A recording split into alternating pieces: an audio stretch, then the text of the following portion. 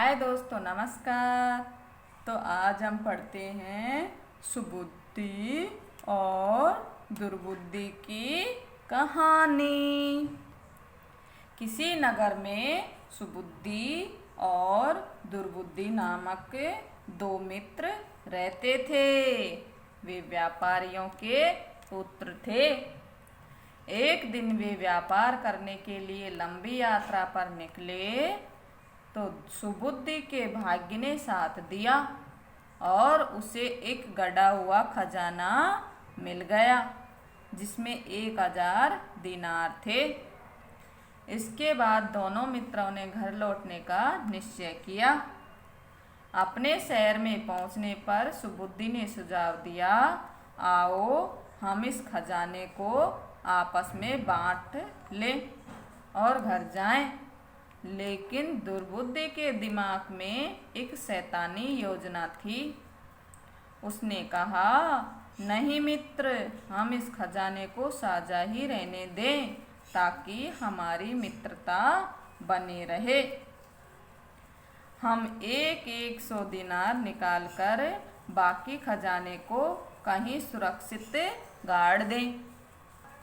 ये है सुबुद्धि और ये है दुर्बुद्धि। दोनों ये अच्छे मित्र हैं और ये व्यापारियों के पुत्र हैं।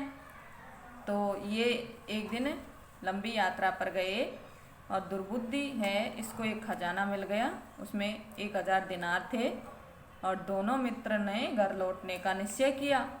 तो सुबुद्धि था, उसने घर पहुंचने से पहले ही कहा कि आओ हम इस खजाने को आपस में दोनों बांट लेते हैं। लेकिन दुर्बुद्धि है, इसका दिमाग एक शैतानी योजना थी इसके दिमाग में। तो उसने कहा कि नहीं मित्र, इस खजाने को हम साझा ही रहने दें और इसमें से 100 दिनार निकाल ले और बाकी खजाना सुरक्षित स्थान पर गाड़ देते हैं। सरल स्वभाव के सुबुद्धि ने अपने मित्र को दुष्ट योजना का अनुमान नहीं हुआ, अतः उसने जैसा वैसा ही किया जैसा दुर्बुद्धि ने कहा। अपव्ययी दुर्बुद्धि ने वह सारा धन तुरंत ही खर्च कर डाला। अब वह सुबुद्धि के पास गया और बोला कि उनको 100 दिनार और निकालना चाहिए। सुबुद्धि सहमत हो गया और वे पैसा निकाल लाए। दुर्बुद्धि ने पैसा भी बहुत जल्द खत्म कर दिया। फिर वह सोचने लगा, यदि 100 दिनार फिर निकाल ले तो भी 400 दिनार बचे रहेंगे। अच्छा होगा यदि मैं पूरे 600 दिनार चुरा लूं। और उसने पूरा धन निकालकर गड्ढे को वापस जमीन में गाड़ दिया। 1 महीने बाद दुर्बुद्धि सुबुद्धि के पास जाकर बोला, चलो हम वह गड़ा हुआ धन आधा आधा बांट लें। सुबुद्धि तैयार हो गया। उन्होंने उस घड़े को खोद कर निकाला तो वह खाली था। दुर्बुद्धि ने तुरंत सुबुद्धि पर उसकी चोरी का आरोप लगाया।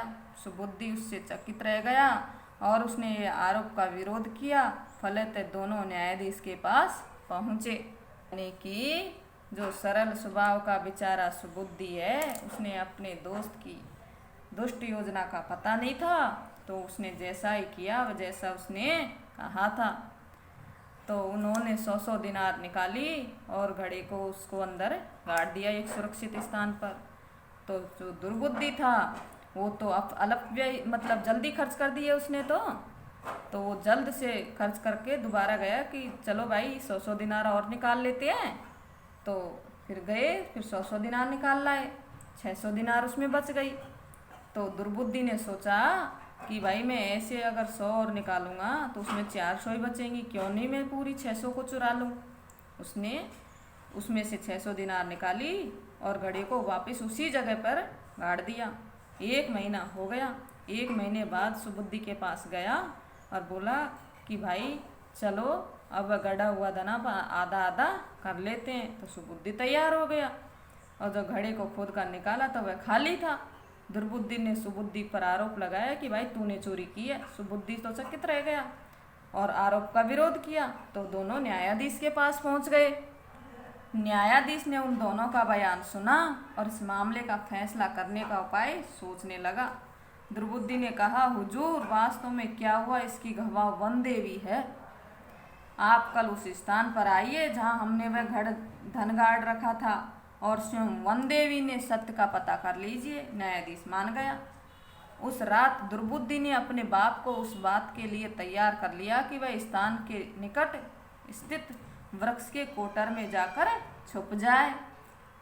दूसरे दिन सुबह जब न्यायाधीश वहां पहुंचा तो दुर्बुद्धि ने चिल्लाकर कहा, हे वन देवी, कृपया न्यायाधीश महोदय को बताइए कि सच्चाई क्या है। पढ़ाए गए तोते की तरह उसके बाप ने पेड़ के कोठर से कहा कि सुबुद्धि ने धन चुराया है।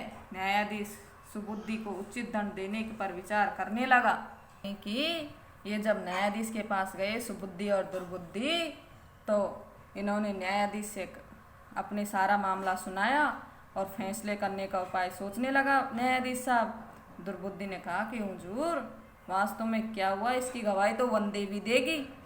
न्यायाधीश खुश मान गया कि हाँ भाई ठीक है, वन देवी के पास गए।